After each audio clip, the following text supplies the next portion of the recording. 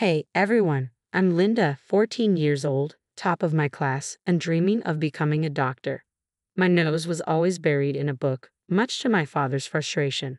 My mom and brother, John, encouraged my passion, but Dad, he had other plans. Linda, dinner's ready, Mom called from downstairs. I reluctantly set down my biology textbook and joined them. Unable to contain my excitement, I blurted out, "Guess what? I won first place in the science fair." Mom's face lit up. "That's wonderful, honey," she said with pride. John reached over to give me a high five. "Way to go, sis." But Dad just grunted, barely looking up from his plate. I pressed, "Dad, did you hear me?" He finally looked up, his eyes cold. "What good will that do you?" he said flatly. "You'll be married in a few years anyway." The room went silent, and I felt a flush of embarrassment. Mom tried to interject. "Antonio, Linda's doing so well in school. We should be proud." "School?" Dad scoffed. "What a waste of time for a girl." I couldn't believe what I was hearing. "But Dad," I stammered, "I want to be a doctor. I need school for that." With a loud bang of his fist on the table, he snarled, "Enough. No daughter of mine is going to waste her life with this nonsense." Tears pricked my eyes. "It's not nonsense. It's my future," I said, my voice shaking. Dad stood up, towering over me. "Your future is here, learning to be a proper wife and mother," he declared. Mom tried to step in. "Antonio, please." But Dad wouldn't listen. "In fact, I've decided you're done with school. Starting tomorrow, you'll stay home and learn what really matters." My world shattered. "No, you can't do that." "I can and I will," he growled. "This discussion is over." I ran to my room, slamming the door as Mom and Dad's arguing echoed through the house. John knocked softly. "Linda, you okay?" I didn't respond. How could I be okay when my dreams were crumbling? The next morning, instead of my school uniform, I was handed an apron. As I scrubbed floors and peeled potatoes, I couldn't stop thinking, this can't be my life. I won't let it be. Little did I know, this was just the beginning of my fight for my future. Days turned into weeks, weeks into months. My days became a blur of cooking, cleaning, and feeling like a prisoner in my own home. But I refused to let my dreams die. One afternoon, as I was hanging laundry, I saw a familiar face approaching. It was Miss Rossi, my old science teacher. "Linda, how are you?" she called, but before I could respond, Mom joined us. "Miss Rossi, what a surprise." They chatted, and as they went inside, Miss Rossi slipped a folded piece of paper into my hand. Later, I opened it in my room. "Don't give up. Meet me at the park tomorrow at 3 p.m. The next day, I made an excuse to go to the market, but headed to the park instead. Miss Rossi was waiting. "Your mother told me everything, Linda. I want to help." My heart leaped. "How?" She handed me a bag. Inside were textbooks and assignments. "We'll keep you on track. Study in secret, and I'll check your work whenever I can." Tears of gratitude filled my eyes. "Thank you, Miss Rossi. Thank you so much." And so began my underground education. Each night, after Dad went to bed, I'd pull out my hidden books and study by flashlight. Mom covered for me, saying I was helping her with early morning baking. One night, deep in a chemistry problem, my door creaked open, and I froze in fear. "Linda?" It was John. He saw my books and, to my surprise, hugged me. "I've got your back, sis. Dad won't hear a thing from me." But keeping secrets in a small house wasn't easy. Dad started noticing the tired circles under my eyes, the whispered conversations with Mom, the way I jumped when he walked in. One evening, he confronted Mom in the kitchen. I listened from the stairs, heart pounding. "She's up to something, Elena." "What are you hiding?" he demanded. "Nothing, Antonio. She's adjusting, that's all," Mom replied, trying to stay calm. But Dad's voice grew louder. "She's not accepting her place." Mom's voice turned firm, something I'd rarely heard. Her place. Her place is wherever her dreams take her." A loud slam followed. "Her dreams? She's a girl. Her place is here, learning to be a wife." Mom didn't back down. "It's the 21st century, Antonio. Women can be more than just wives and mothers." The next morning, the tension in the house was thick. Dad watched me closely, every move feeling like it was under a microscope. That afternoon, while dusting the living room, I heard Dad's heavy footsteps coming upstairs. Panic rose in my throat. "Linda," he shouted. I ran up to my room, only to find him standing there, my hidden textbooks scattered across the bed. "What is this?" he demanded, holding up my physics book. I froze, terrified. Answer me, he roared. Finding my voice, I stammered. I've been studying. His face twisted in anger. After everything I've said, you defy me like this? Mom appeared in the doorway, gasping at the scene. Dad turned to her furious.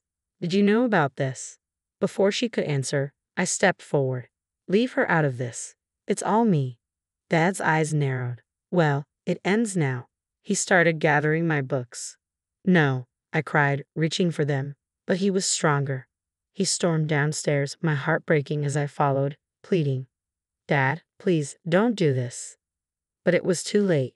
He tossed my precious books into the fireplace, the flames hungrily devouring my dreams as I collapsed to the floor, sobbing. One thought burned in my mind. This isn't over, not by a long shot.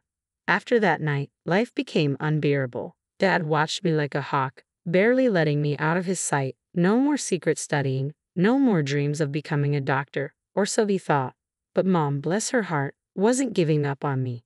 One night, she slipped into my room, clutching a packet of papers. It's a scholarship application, she whispered, her voice barely audible. For the National Science Academy, Miss Rossi helped me get it. My heart raced. But Dad, I started. We'll figure it out, she said, determined. Just fill it out, okay? For weeks, I poured my heart into that application, crafting every word in secret. When the letter finally came, I could barely contain my excitement. I rushed to Mom. I got it, I whispered, unable to believe it myself. A full ride. Her eyes filled with joyful tears, but then reality set in. Dad would never allow it. As my 18th birthday approached, I dared to hope that maybe, just maybe, I'd have a chance to leave and start fresh. But Dad had other plans. At dinner one night, he made the announcement. Linda, he said, setting his fork down, I've arranged a marriage for you, Mr. Rossi's son. The fork slipped from my hand. What? No. It's done, he said firmly. The wedding is next month. I looked to Mom, desperate for help. She seemed as shocked as I was. That night, I lay awake, my entire future slipping away, until I heard a knock at my window. It was John. I heard everything, he whispered, his face full of resolve. We're getting you out of here. The next day, while Dad was at work, we held a secret meeting. Me, Mom, John, and Miss Rossi. I have a friend in the city, Miss Rossi explained. She can take you in until you start at the academy. Mom handed me an envelope. I've been saving this. It's not much, but it'll help. We planned every detail. The night before the wedding, I'd sneak out, John would drive me to the bus station, and from there, I'd be on my own. When the day finally arrived, I packed my bags and hid them under my bed. As I helped Mom with dinner, my hands shook. You okay, honey? She asked, loud enough for Dad to hear. I nodded, forcing a smile. Just wedding jitters. Dad grunted from his armchair. You'll be fine. The Rossi boy's a good match. That night, as the house fell silent, I grabbed my bags. But as I opened my door, there stood Dad, blocking my path. Going somewhere, he growled. My heart stopped. I was just trying to run away, he said, grabbing my arm. You ungrateful little.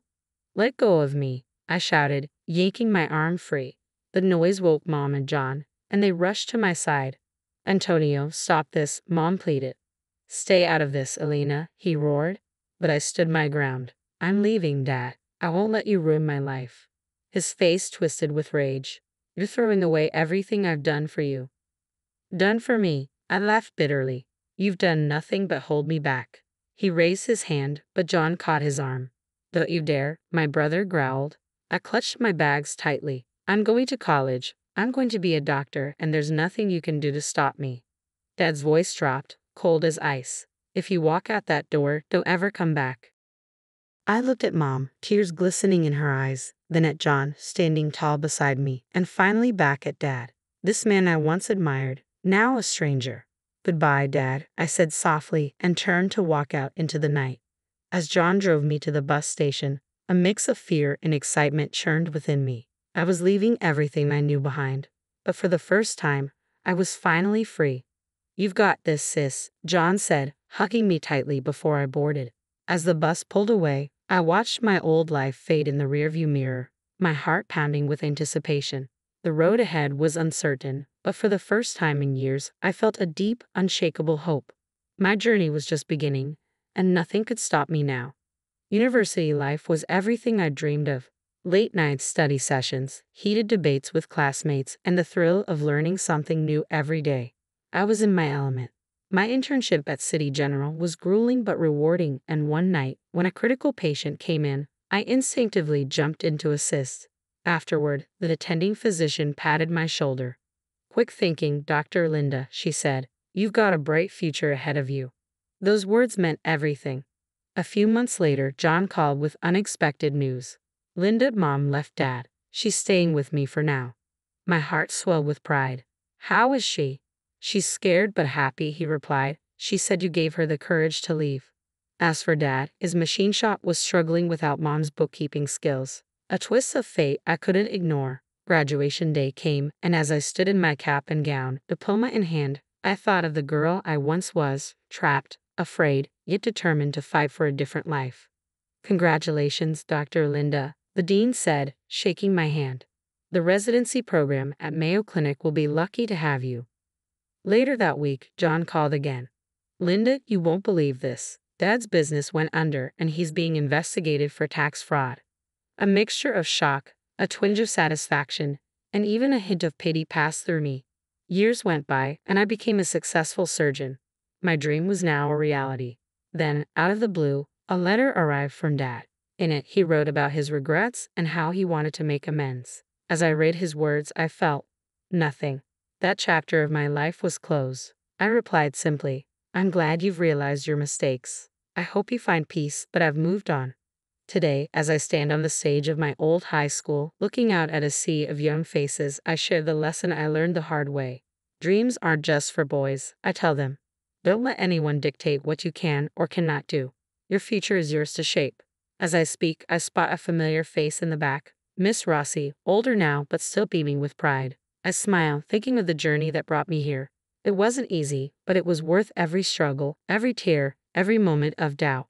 To all the girls out there facing their own battles, keep fighting, keep dreaming. Your story isn't over yet. Now, let's talk. Was Linda right to cut ties with her father completely, or should she have given him a chance to reconcile? Is there a point where toxic family members don't deserve forgiveness, no matter how much they claim to have changed? Your take could help someone in a similar situation. Drop your thoughts in the comments below.